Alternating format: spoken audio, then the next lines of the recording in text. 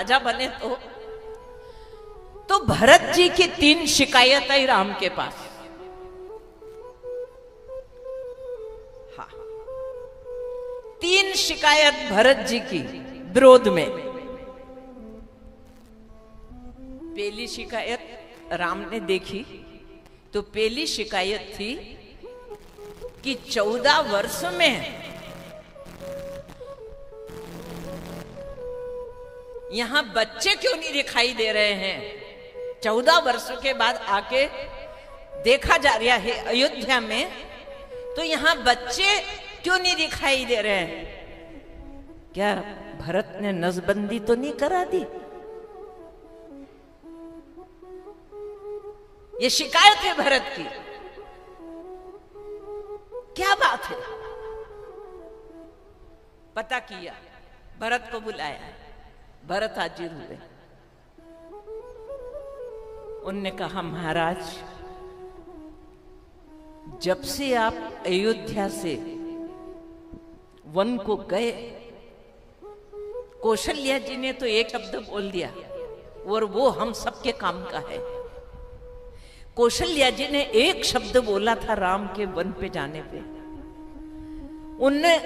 उन्होंने कहा कि अब दुर्भाग्य है अयोध्या का, सौभाग्य है उस वन का जिस अयोध्या को छोड़ के राम वन जा रहे हैं। तो भाग्यशाली तो वन है, सौभाग्यशाली तो वन है, और अभागे तो हम हैं। दुर्भाग्य है आज अयोध्या का कि आज भगवान अयोध्या से गया वन में। तो भगवान राम ने भरत से पूछा कि भरत, क्या कारण है कि यहां कोई बच्चे ने जन्म नहीं लिया? क्या तुमने ऐसा तो नहीं किया है, कानून बना दिया, नसबंदी कर दी, क्या करा? भरत ने कहा कि नहीं। भरत ने कहा कि जैसे ही आप अयोध्या से प्रस्थान कर गए, सारे नर नारी गए थे ना पीछे पीछे, सारे नर नारी अयोध्या के, वो नर नारी कहने लगे राम के जाने के बाद, हमने घर छोड़ा,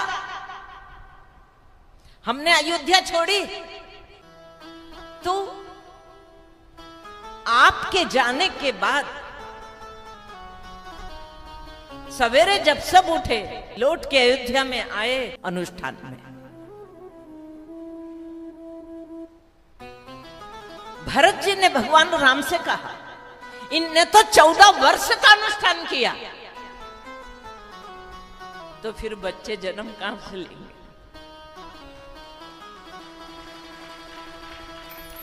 एक केस से बरी हुए भरत जी हो गए ना। उन्होंने कहा, अच्छा, भरत निकल गए, बच गए। भरत की दूसरी शिकायत, और दूसरी शिकायत कि अयोध्या में चलो कोई जन्मा नहीं, ये बात तो समझ में आ गई। अयोध्या में कोई मरा नहीं, ये दूसरी शिकायत भरत की।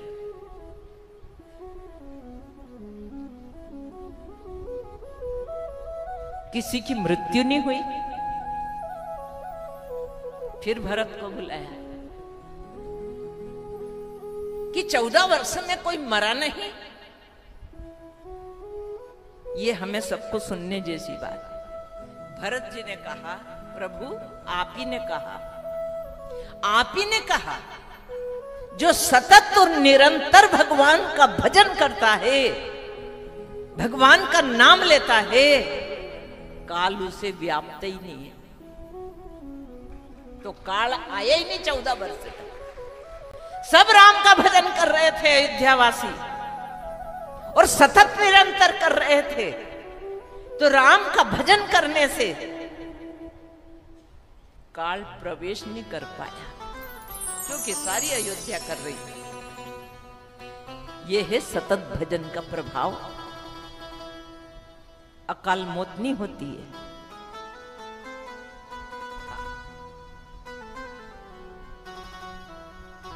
भरत बच गए, ये केस भी निपटा। तीसरी शिकायत, ये संसार है, किसी को छोड़ती नहीं है। वो संसार के अपना कर्म अपने को छोड़ता नहीं है। वो सुन चुके भजन में आप, है ना। तो तीसरी शिकायत उनने कहा कि भरत, चलो ये दो बातें तो सबको समझ में आ गई और सबने मान ली, जो सभा में सब बैठे हुए थे। लेकिन तीसरी बात है, 14 वर्ष में अयोध्या का जो कोष था, जो खजाना था, वो 14 गुना बढ़ गया।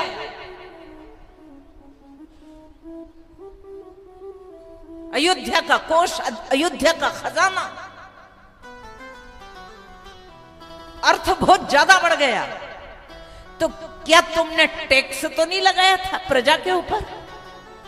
टैक्स पे टैक्स और फिर टैक्स पे टैक्स और टैक्स पे टैक्स, तो 14 गुना खजाना बढ़ गया। क्या ऐसा किया तुमने? अब पता नहीं कैसे बचे भरत जी। भरत जी ने कहा कि महाराज, जब से आप अयोध्या से गए हैं, तब से अयोध्या वासी है, अपने अपने काम भी करते थे सब, ध्यान देना, साधना भी, अनुष्ठान अपनी जगह, लेकिन कर्म अपनी जगह, सब अपना अपना काम करते थे। इसलिए पूरे व्यवस्थित रूप से सब कुछ चल रहा था अच्छा। लेकिन काम करके कोई तनख्वाह नहीं लेता था, कोई सैलरी नहीं लेता था, कोई पेमेंट नहीं लेता था।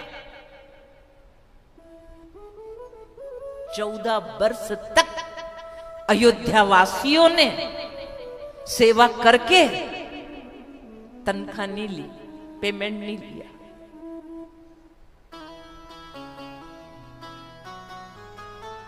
तो सबकी तनख्वाह बचेगी 14 वर्ष की, तो कोष बढ़ेगा कि नहीं बढ़ेगा?